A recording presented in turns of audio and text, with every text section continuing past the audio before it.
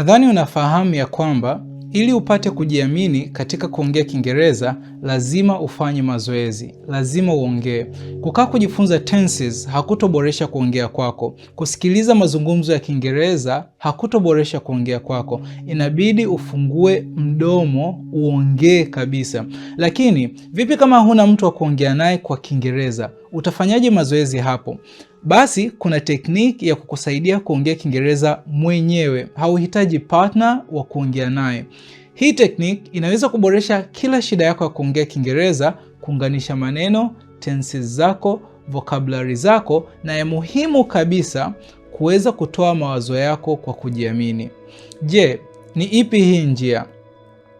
Njia ni kuongea Kiingereza kwa kuiga ama kufuatisha. Na nikisema kuiga, simaanishi njia ya kawaida ya kumuiga mtu kwenye video au movie neno kwa neno, bali unamwangalia mtu akiongea kwa video au kwa kusoma kitabu, kisha unajaribu kuelezea alichokisoma kwa maneno yako mwenyewe. Tuangalie mfano wa namna ya kufanya hii.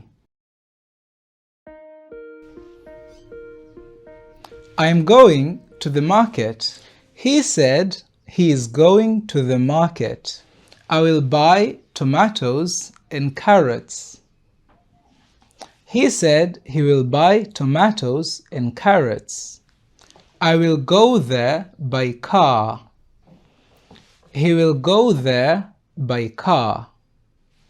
Katika mfano huu nimeonyesha kuiga sentensi fupi fupi. Hii ni nzuri kama ndio unaanza, ila kama ukijiona unaweza, basi unaweza kusikiliza mada ndefu zaidi na kujaribu kuzirudia kwa kuongea kwa maneno yako. Katika njia hii utajikuta unajifunza bila hata kutumia daftari, utajifunza kiasili kama binadamu wote wanavyojifunza lugha wakiwa watoto. Lakini kama bado unahitaji mtu wa kuongea naye, jiunge group letu ambapo usiku kila mtu anapata watu kadhaa wa kuongea nao, na mimi kazi yangu ni kuwasikiliza na kuwakosoa. Hii inasaidia sana sana sana kujenga confidence. Andika August group ni kuunge. Mimi naitwa Hassan.